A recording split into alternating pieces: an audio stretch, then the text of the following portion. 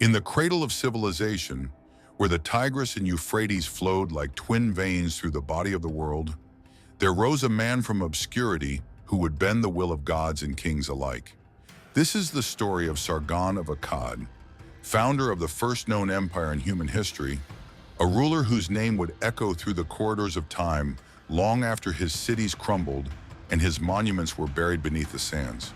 Born not to palace or privilege, but to secrecy and shadow, Sargon claimed he was born of a humble mother, conceived in mystery, and set adrift as an infant upon the river in a reed basket, a tale later echoed by kings and prophets alike.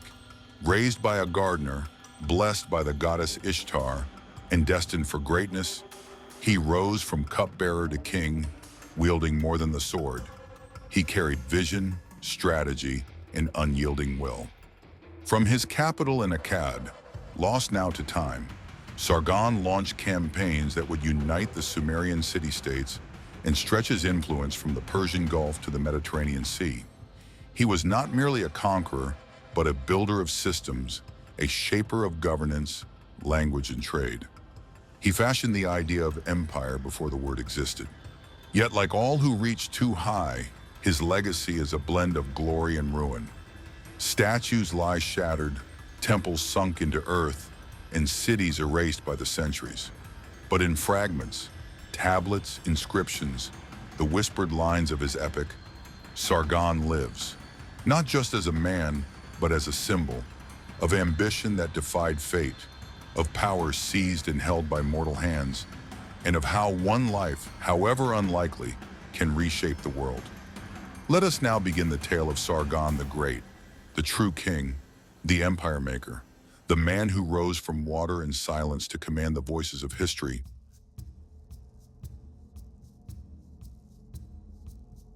In a time when the gods were believed to shape kings and fate was written in the stars, a child was born under humble and mysterious circumstances. His name was Sargon, though he would later be known as Sharukin, meaning the rightful king. The legends say Sargon was born of a priestess, a woman of noble blood who was forbidden from bearing children. Fearing disgrace, she placed her infant son in a basket of reeds and set him afloat on the Euphrates River, an image that echoes the story of Moses centuries later. The basket drifted downstream until it was discovered by a gardener named Aki, who served in the royal gardens of the city-state of Kish. Aki took the child in and raised him as his own. Sargon grew up among the orchards and irrigation ditches, learning the ways of plants and labor. But his dreams were not of farming.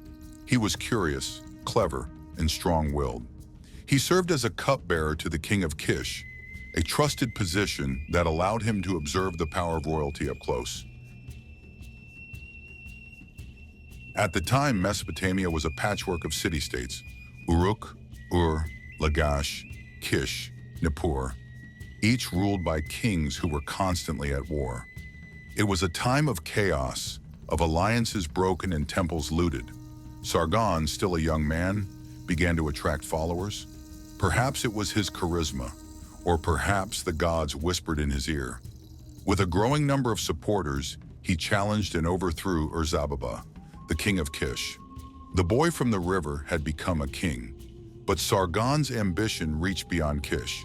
He marched south with his army, conquering the mighty cities of Uruk, Ur, Lagash, and more. His greatest rival was Lugal-Zaggisi, the king of Umma, who had united much of southern Mesopotamia. The two clashed in battle, one a royal, the other a commoner who claimed divine destiny. Sargon defeated Lugal-Zaggisi and brought him back to the city of Nippur in chains, as a symbol that he had not only conquered a man, but subjugated the will of the gods who ruled from their temples. Around 2334 BCE, Sargon founded a new capital, Akkad, also called Agad. Its exact location remains a mystery today, lost to time, but in its day it was a dazzling center of administration, trade, and power. Sargon called himself King of Kish, King of Sumer and Akkad, and later King of the Four Quarters, claiming dominion over the entire world. He created history's first known empire, stretching from the Persian Gulf to the Mediterranean Sea. Sargon's empire was not just military, it was cultural and administrative. He standardized weights and measures, established a central bureaucracy, promoted the Akkadian language, which became the lingua franca of the region, built roads, irrigation canals, and possibly even postal systems. He placed his daughters in powerful religious positions to unite religion and state. One of them, Enhediwana, became the high priestess of the moon god Nana in Ur, and is considered the first known author in history, composing hymns still studied today. As with all great rulers, Sargon faced resistance. His empire was vast and rebellions simmered constantly. Toward the end of his reign, many cities rose against his rule. He wrote, "In my old age, all the lands revolted against me, but I was victorious in every battle." Sargon died after ruling for over 5 decades. He was succeeded by his sons and later his grandson Naram Sin, who declared himself a god and expanded the empire even further. But over time, the Akkadian Empire would collapse under internal strife and invasions. And yet, the name Sargon echoed through centuries. Later Assyrian kings would invoke his legacy. The Bible mentions a Sargon, likely a later namesake. And modern archaeologists, uncovering the ruins of Akkadian cities and the clay tablets of his deeds, have given him a new life in the study of world history. Sargon of Akkad rose from obscurity, a child of a forgotten priestess, to forge the world's first true empire. His story blends myth and reality, prophecy and policy. His reign set the stage for millennia of Mesopotamian civilization, influencing the Assyrians, Babylonians, and beyond. Though his capital is lost and his statues shattered, his name endures, a symbol of ambition, strategy, and the power of one man to change the shape of the world. As the years pass, Sargon aged, and though his sword arm was no less fierce, his burdens grew heavier. His once loyal cities began to murmur discontent. Governors plotted in the shadows. Temples withheld tribute. The gods, once thought to walk beside him, now seemed silent. In his own inscriptions, Sargon lamented, "In my old age, all the lands revolted against me, and they besieged me in Akkad. But the god Ishtar stood by me, and I threw them down and defeated them."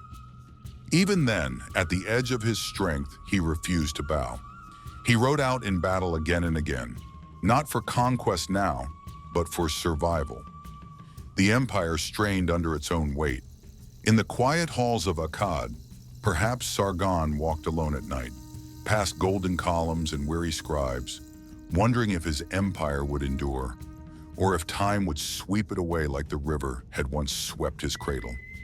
He had built the greatest kingdom the world had yet known, but greatness is not immune to time.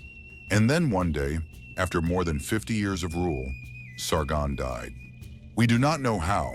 His death, like much of his life, passed into legend. Some say he died peacefully in his palace. Others imagine him perishing on the battlefield, sword in hand, with the banners of Akkad high above him. After his death, Sargon's sons tried to hold the empire together, but rebellion rose like weeds in a fallow field. His grandson, Naram Sin, would briefly restore Akkad's glory, declaring himself a living god and crushing enemies far and wide. But the seeds of decline had already been sown. Within a century, the empire that Sargon had built with vision, blood, and fire collapsed under the weight of internal revolts, famine invasions by mountain tribes, like the Gudians. The city of Akkad itself vanished from the map. Even today, archaeologists have not found it. Its name survives only on tablets, in stories, and whispers. But Sargon's spirit didn't vanish. He became a model for kings for thousands of years. Even centuries later, Assyrian rulers would inscribe, "I am Sargon reborn." And though his city was lost, his story endured. Today, in the museums of the world, you can see fragments of Sargon's legacy, Clay tablets inscribed with cuneiform, a bronze head, perhaps his own, with calm yet commanding eyes. Hymns written by his daughter in Heduana that still sing the names of gods in a long-forgotten tongue. He was the first empire builder, the first named conqueror of history, and the first man whose life we can trace in both myth and stone. In the cradle of civilization, where the Tigris and Euphrates still flow, the name Sargon echoes not just as a king, but as a founder of the idea of kingship itself. If you found this video helpful or inspiring, please give it a thumbs up and subscribe to our channel. Your support helps us continue sharing the hidden stories of ancient Assyria and beyond. Tales that time almost forgot, but we bring back to light. Stay with us as we uncover the lost empires, forgotten heroes, and the rich legacy of our ancestors. Tap the notification bell so you don't miss the next chapter in our journey through history. Thank you for watching. See you in the next one.